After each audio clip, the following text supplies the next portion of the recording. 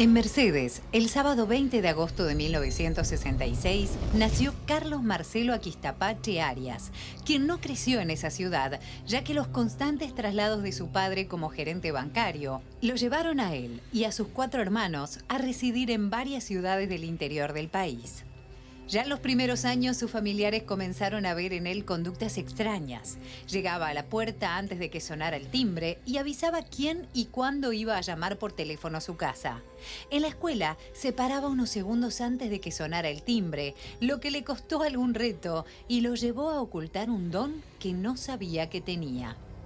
Cursando secundaria en el Colegio Sagrada Familia de San José, volvió a ver cosas raras. Un presentimiento evitó que un grupo de compañeros fuera atropellado por un camión, anticipó la explosión de un auto y visualizó las preguntas de algunos exámenes, lo que le hizo más llevadero el liceo. Llegó el momento en que sintió que debía explotar aún más esas habilidades que, según él, todos tenemos, pero no desarrollamos. Para ello, se perfeccionó junto al hipnólogo Fabio Puentes. Utilizó sus dones para colaborar en investigaciones policiales en forma honoraria, aquí y en el resto del mundo, mientras se dedicaba al diseño gráfico y la publicidad en su propia agencia y a su gran pasión, la pintura. Muchos jerarcas de la policía lo consideran un detective psíquico, capaz de esclarecer casos difíciles, sorprendiéndose él mismo por su propio éxito. Sin buscar fama ni reconocimiento, lo que Marcelo busca es liberar las cosas que ve y que en muchas ocasiones le atormentan. Autor de la novela El Enigma del Rosario, que narra los misterios sucedidos en la capilla de Santa María en Melilla, utiliza también sus técnicas de hipnosis para ayudar a quienes desean liberarse de adicciones y recibe constantes pedidos de familiares de personas extraviadas.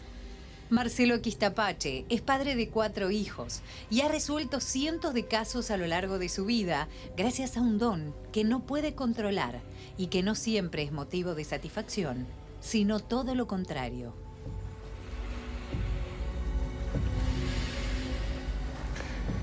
Estaba escuchando el final de la presentación y me quedo con eso, ¿no?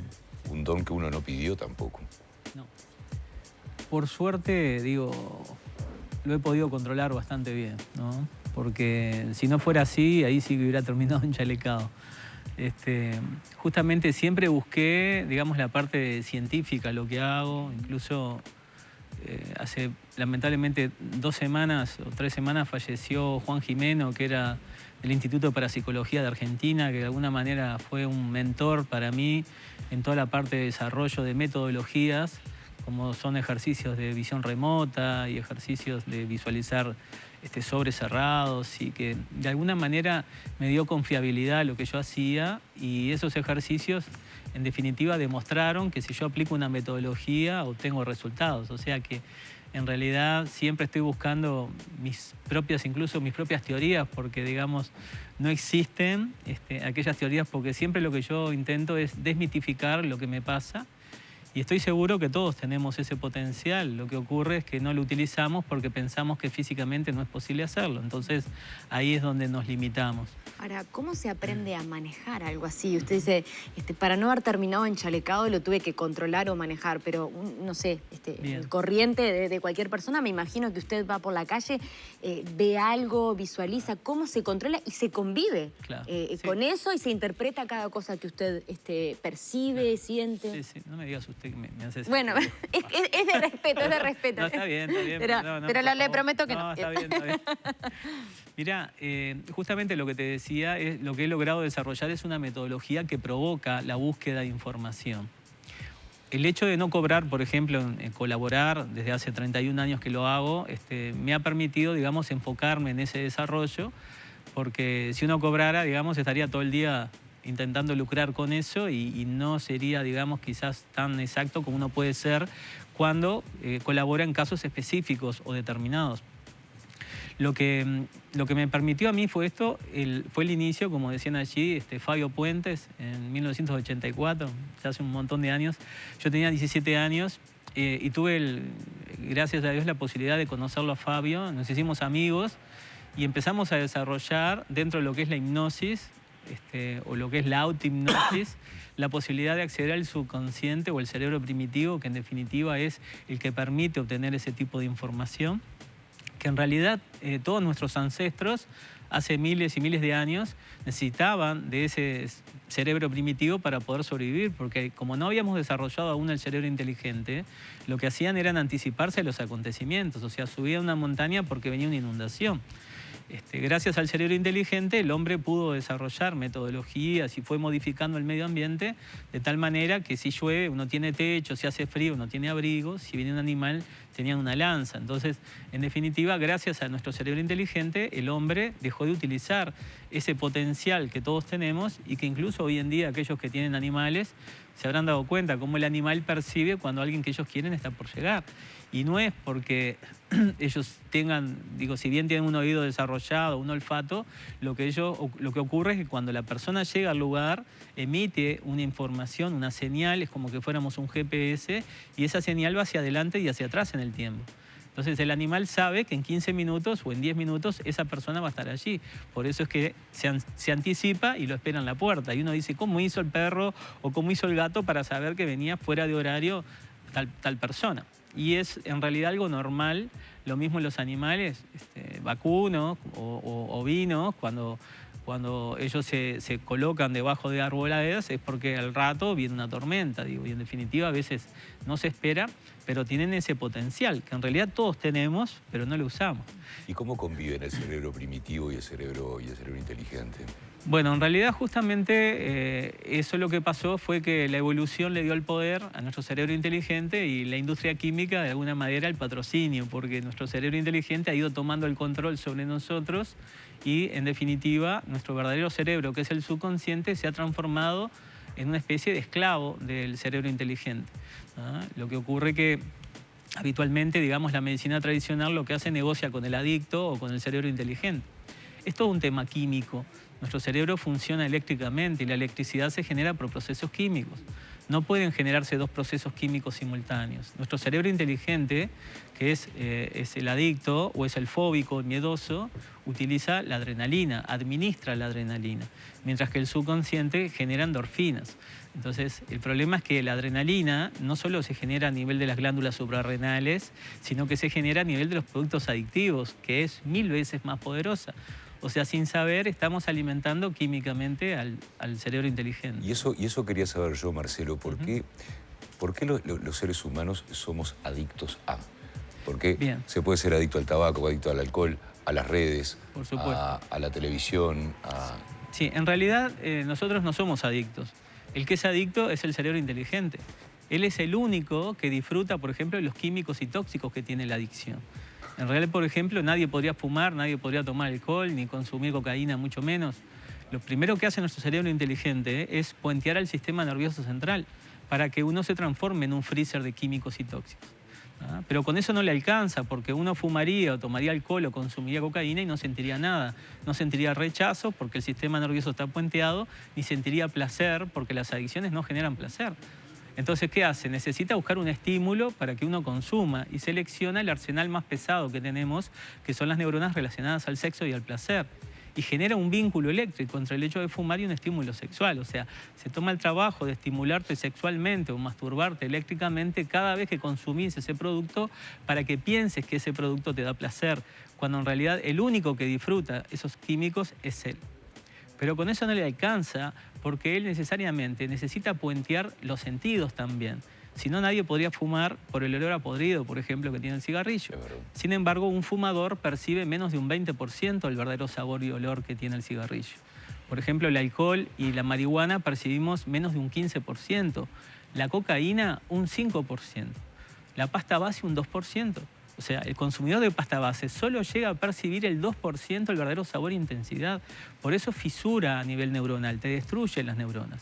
O sea que básicamente una adicción es un foco de luz, un cable y un enchufe. O sea, si tu cerebro racional en ese enchufe tiene información positiva, la luz se prende. Y si la luz se prende, uno consume aunque sepa que eso le hace mal, definitivo. ¿Cómo trabajan con el control de adicciones en SICAMA, en su centro de investigación y control de adicciones con el método Aquistapache, que tiene que ver mucho con el agua también? ¿Cómo es este método? Bien, en realidad nosotros tenemos varias metodologías. Tenemos, digamos, sesiones con ojos cerrados, que básicamente es multisensorial, pero la base es auditiva, Los resultados son realmente extraordinarios. En los últimos años, en un censo de personas que fueron a fumar, de unas 6.500 personas, más de un 72% dejaron en una sola sesión. Por ejemplo, en el caso de alcohol y cocaína, en el último censo de unas 800 personas, más del 80% dejaron de consumir en una sola sesión. O sea, eso no existe en el mundo y lo hemos desarrollado en Uruguay. Como te decía, están las sesiones con ojos cerrados, luego lo que desarrollamos fue cascos de realidad virtual, que eso tampoco existe en el mundo, y los resultados son extraordinarios. Esos cascos permiten trabajar de forma individual con la persona y permite armar un menú donde se tratan diferentes adicciones a la vez. Y después había muchas personas que nosotros no podíamos tratar porque tenían esquizofrenia, bipolaridad o ataque de epilepsia o por edad, no eran compatibles con la metodología. Y me enteré hace unos años de una empresa en Suiza que trabajan con el agro, se llama Penergetic, ahora está a nivel mundial. En 1979 empezaron, básicamente lo que hacen es programan el agua. O sea, el agua tiene una capacidad de memoria extraordinaria. O sea, una gota del agua toca la planta, le transfiere la información de lo que la planta tiene que hacer. Y funciona extraordinariamente bien. Yo decía, ¿cómo hacen ellos para transferir información al agua? Entonces me puse a analizar la metodología que desarrollé y es por transferencia de información. O sea, yo a la persona no la toco, el 70% de nuestro cuerpo es agua, el 85% del cerebro es agua. Y me preguntaba si yo podía llegar a transferir esa información al agua. ¿Cómo podía mejorar la capacidad natural del agua? Y me imaginé o me pregunté qué conozco que tenga capacidad de absorción de información. Un disco duro. Es una base metálica, genera un campo electromagnético, una incidencia eléctrica y va variando la frecuencia. Me costó encontrar un ingeniero que me siguiera el rollo de pensamiento y luego de 6 meses logramos desarrollar un dispositivo donde se colocan 4 botellas, se genera un campo electromagnético y generamos la incidencia de la sesión. O sea, cuando personas que van a dejar de fumar, transferimos la misma información al agua. Lo que descubrimos fue que esa agua programada con fumar se la dimos a personas que no podían entrar a la sesión por esas enfermedades que te comenté y los 4 dejaron de fumar. Luego lo cargamos para alcohol y cocaína y con el agua dejaron de tomar alcohol y dejaron de tomar cocaína, de consumir cocaína.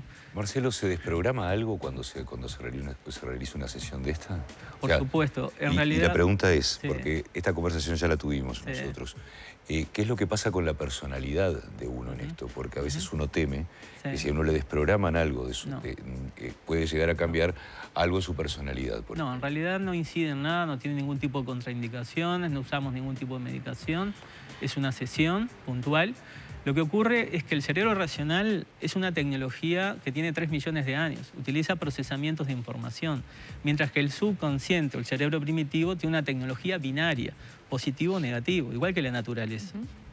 Ahora, por alguna extraña razón, esas 2 tecnologías conviven, somos un milagro. O sea, es como combinar una locomotora a vapor con un rayo láser. O sea, por alguna razón funciona. Entonces, básicamente, todo el cerebro racional, que es el adicto, es un procesador de información. Utiliza un lenguaje diferente que un idioma binario. Entonces, él necesita información positiva para generar una adicción, ¿no? O sea, todo el circuito del adictivo, con ese foco inicial, termina en un borne positivo. Yo lo que hago es desconectar el cerebro racional por un momento, accedo al subconsciente y le modifico ese borne adictivo. Cuando el cerebro racional vuelve a tomar el control, la única diferencia que incide es en relación a esa adicción. No incide en absoluto a nivel de personal o las características fisiológicas o mentales de la persona. Básicamente, la luz no prende, o sea, porque le modificamos el borne adictivo. El cerebro inteligente sigue adicto, pero no tiene acceso a la información. Por lo tanto, la voluntad de la persona se multiplica aproximadamente en 80 veces la capacidad de decidir no fumo nunca más.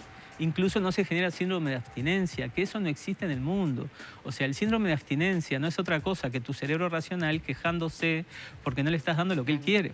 El problema es que con cualquier metodología que habitualmente se utiliza en tratamiento de adicciones, el cerebro inteligente siempre tiene activo el borne adictivo, o sea, siempre tiene esa información. Entonces, nosotros lo que hacemos, al modificar el borne adictivo, él no puede prender la luz. La persona, por ejemplo, un adicto al alcohol, ve un vaso de whisky, es como ver un vaso de orina. Un cocainómano ve una línea de cocaína, es como ver una tiza. O sea, un gordo comilón ve una pizza con mozzarella, es como ver una baldosa con un nylon amarillo arriba. O sea, si no lo deseas, no lo consumas. ¿Por qué no lo tenés que consumir? Porque el cerebro inteligente va a seguir siendo adicto. Y si tú te pareció fácil la forma en que dejaste, pero volvés a fumar o volvés a consumir cocaína, volvés a tomar alcohol, tu sistema nervioso central lo va a rechazar como la primera vez, pero tu cerebro racional, al ser una adicción química, va a recomponer, y yo le llamo el borne gato, porque es suficiente probar entre 6 y 7 veces para que el borne adictivo se recomponga, se ponga positivo, la luz se prenda y te vuelva a capturar. Básicamente. ¿Pasa en la primera sesión ya se ven? Es una sola sesión. Es una sola sesión. ¿Y ya se ven los cambios en esa...? Por supuesto, de forma inmediata. Se ven los cambios. Nosotros necesitamos 48 horas de abstinencia para poder tratar a la persona, ¿sí? Y necesitamos 48 horas para que se asiente la información. Bien. Pero una vez que la información se asienta, la persona se neutraliza. Lo que es más difícil dentro de las metodologías es adelgazar. ¿Por qué? Porque uno deja de fumar, deja de consumir alcohol o deja de consumir cocaína. Y no necesitas ni fumar, ni tomar, ni consumir para vivir. Pero sí necesitas comer para vivir. Y ahí es donde, digamos, la persona va contaminando la información. Por eso son tres sesiones para adelgazar y una sesión para las otras adicciones completas.